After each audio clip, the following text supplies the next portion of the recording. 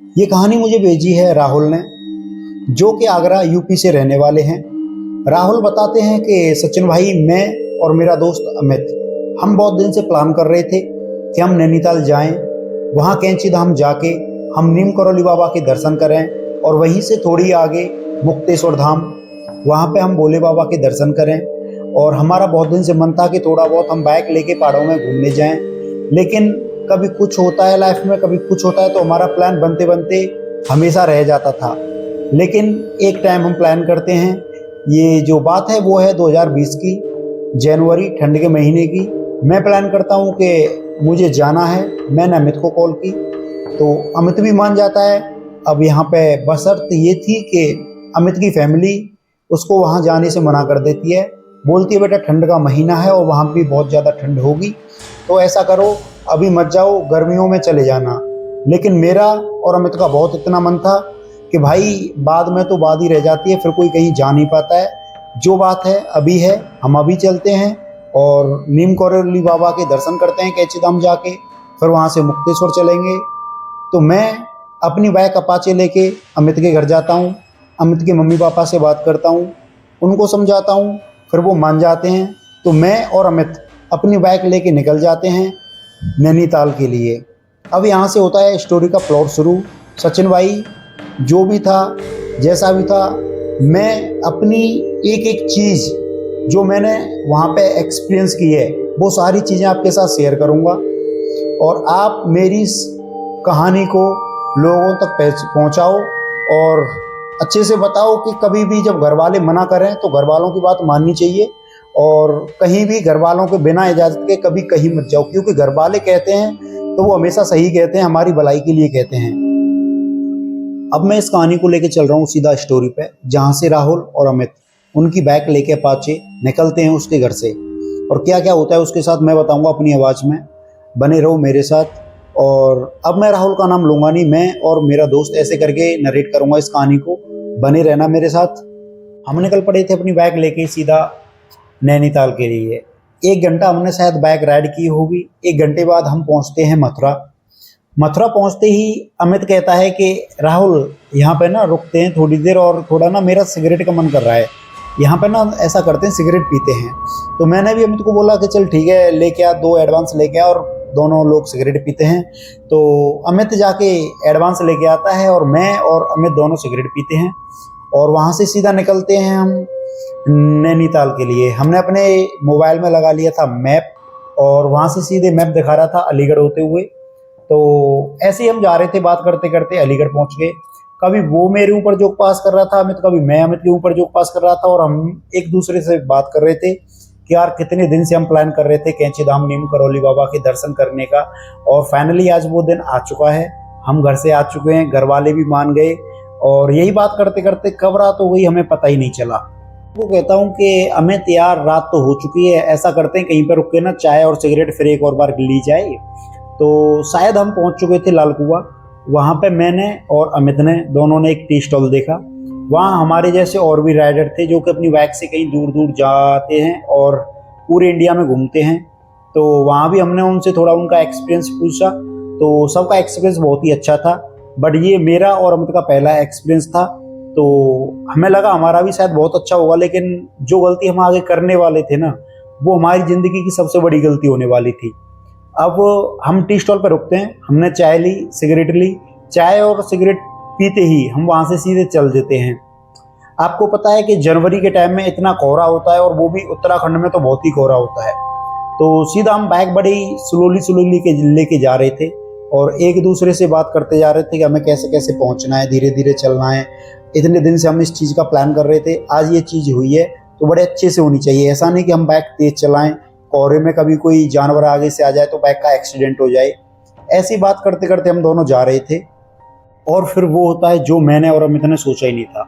हमारी बाइक का पिछला टायर हो जाता है पंक्चर, और वहाँ पे दूर दूर तक कोई दुकान नहीं थी, और दूर दूर तक कोई जानने वाला नहीं था कि वहाँ से कोई वाहन भी जा रहा हो। ना उस सारे रोड पे ना तो कोई बाइक थी, ना कोई ट्रक वाले थे, ना कोई और भी कोई गाड़ी वाला था। मैं और अमित दोनों परेशान हो चुके थे कि ये क्या हुआ। हम सीधे आगरा से और लाल कुआं हमने पार किया था, इतने अच्छे थे और इतना एक दूसरे से बात शेयर कर रहे थे कि यार आज ये होगा, आज हम वो करेंगे, कल पहुंच के हम वो करेंगे, कल ऐसे ऐसे दर्शन करेंगे, फिर वहां से मुक्तेश्वर जाएंगे। लेकिन यहाँ पे जब हमारी बाइक पंचर होती है तो मैं और अमित पूरी तरह से टूट जाते हैं, और यही हम पे वो गलती होती है जो हमने कभी सोची नहीं थी। अमित कहता है कि सचिन ऐसा करते हैं ना, यहाँ शायद ना तो किसी का नंबर हमारे पास है बाइक रिपेयर करने वाले का, पंक्चर लगाने वाले का सॉरी, और ना हम किसी को यहाँ पे जानते हैं, और ना यहाँ पे कोई गाड़ी जा रही है इस रोड पे, और ना ही कोई ट्रक जा रहा है, क्योंकि जो हमने मैप लगाया था ना वो बाइक के लिए लगाया था। तो हम अंदर ही रास्तों पे होके जा रहे थे और इतना कोहरा था कि हम बता नहीं सकते हैं। तो मैंने अमित की बात मानी और हम दोनों ने डिसीजन लिया कि ऐसा करते हैं, बाइक को ना धक्का मार मार के थोड़ा आगे लेके चलते हैं, 1 या 2 किलोमीटर चलेंगे, देखेंगे शायद कोई पंक्चर लगाने वाली दुकान मिल जाए, नहीं तो फिर क्या करें, दिन का इंतजार करेंगे।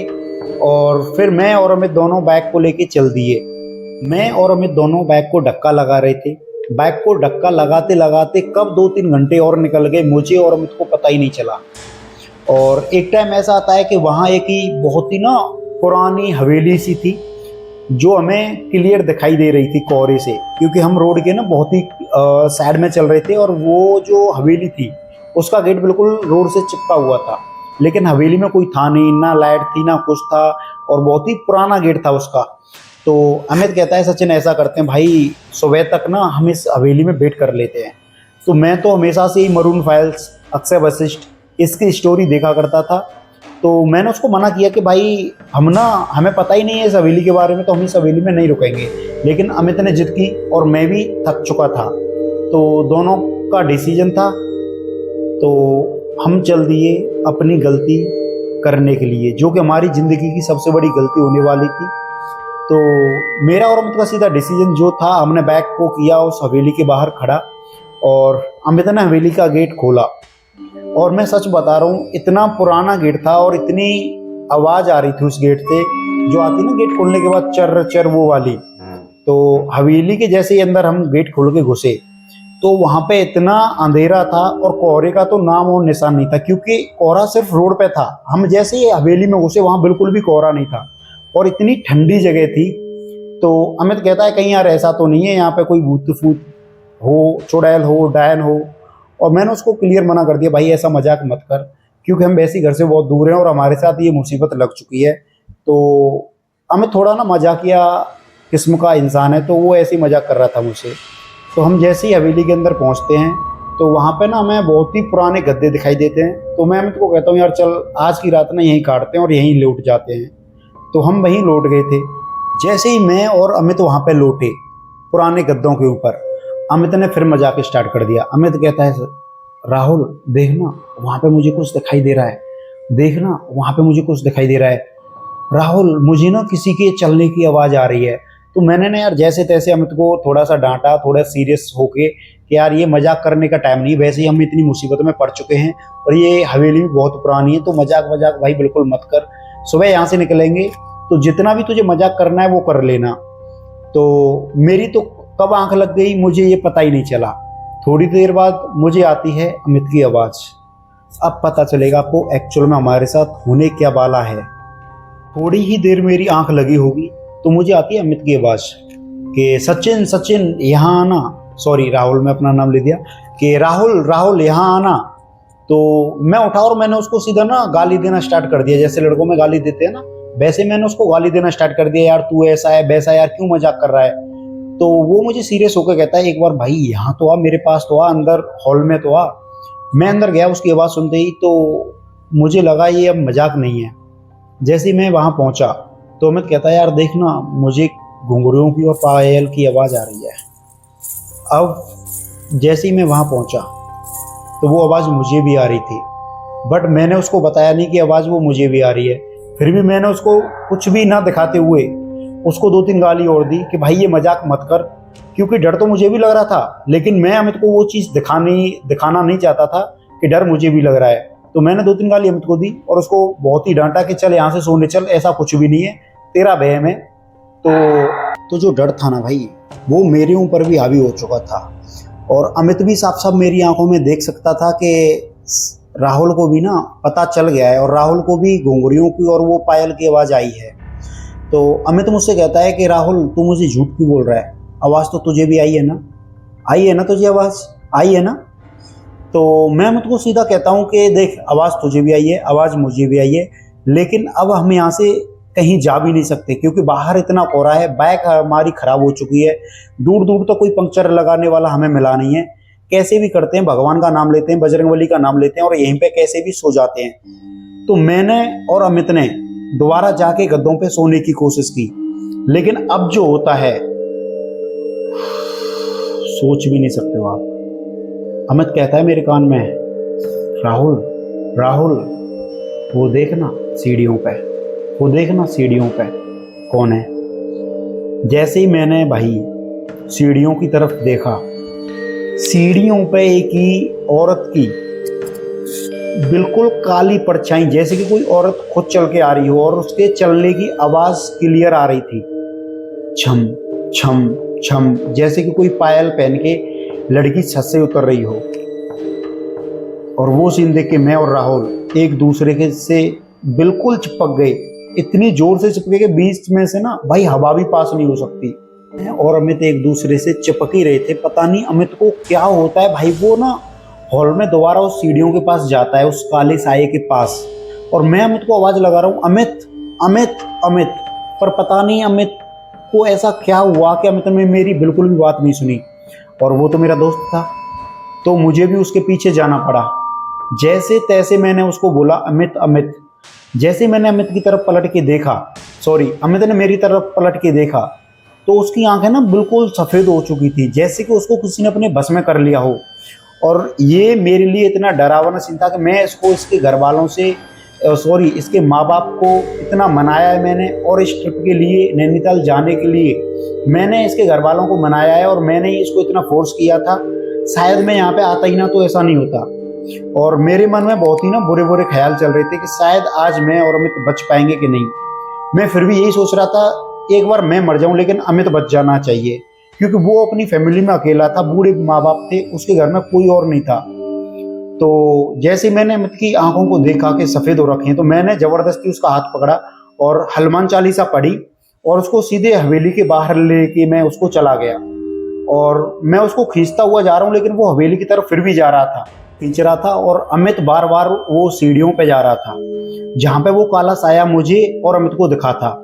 जैसे ही मैंने एक और बार फिर सीढ़ियों की तरफ देखा, अमित को जैसे ही मैं खींच रहा था, तो वो काला साया बिल्कुल एक ऐसी डरावनी औरत में बदल गया, इतनी डरावनी कि वहीं मेरे पैंट में मेरी टॉयलेट निकल गई। और मुझे बताते हुए बिल्कुल शर्म नहीं आ रही ये चीज़ें, क्योंकि इतना मैं डर गया था ना उस जगह पे, और मेरी जगह कोई और भी होता तो वो भी डर जाता। जैसे तैसे मैंने अमित को लिया, हवेली से बाहर लेके गया, और अमित को कोई होश ही नहीं था। और फिर कब पता नहीं कब मुझे क्या हुआ, मेरी बेहोश हुआ या आंख लगी, पता ही नहीं चला कि कब मैं वहां पे मैं भी लौट गया। मैं लौटा था या मेरे साथ कुछ गलत हुआ था ये मुझे नहीं पता है।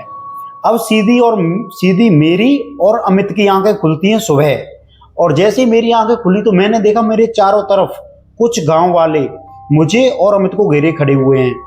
गांव वालों ने मुझे और अमित को पूछा कि भाई तुम यहाँ क्या कर रहे हो। तो मैंने और अमित ने गांव वालों को रात को जो हमारे साथ सारी स्टोरी हुई थी, हमने उस औरत को देखा था, उस हवेली के बारे में, कैसे हमारी बाइक पंक्चर हुई थी, वो सारी बातें गांव वालों को बता दी। जैसे ही गांव वालों ने वो हमारी बात सुनी तो वो भी ना थोड़े चौकन्ने से हो गए और मुझे और अमित को लेके अपने गांव में चले गए। तो अमित कहता है कि गांव वालों से कि बाबा हमारी ना बाइक उस हवेली पे खड़ी है, तो हमारी बाइक भी मंगा दो ना। तो जो गांव वाले लोग थे वो कहते हैं बेटा रुक जाओ थोड़ी देर, हम बाइक भी मंगा देंगे, बाइक को ठीक भी करा देंगे, लेकिन जो हम कह रहे हैं हमारे साथ चलो, जो रात को तुम्हारे साथ हुआ है ना, तुम इतने लकी हो कि तुम बच गए, वरना जो उस हवेली में गया है ना आज तक कोई वापस नहीं आया है, सीधे उसकी लाश आई है। तो जैसे ही हम उनके गांव में उनके साथ गए तो वो हमें अपने गांव के मंदिर में लेके गए। मंदिर में उन्होंने हमसे पूजा करवाई और हमें पूछा कि एक्चुअल में क्या हुआ था।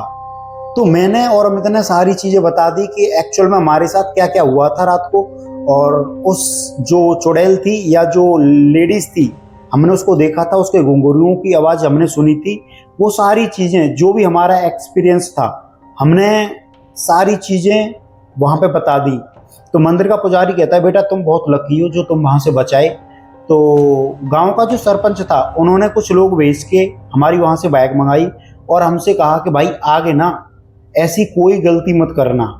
दिन था, हमारी बाइक सही हुई और मैं और अमित फिर नैनीताल जा ही नहीं पाए।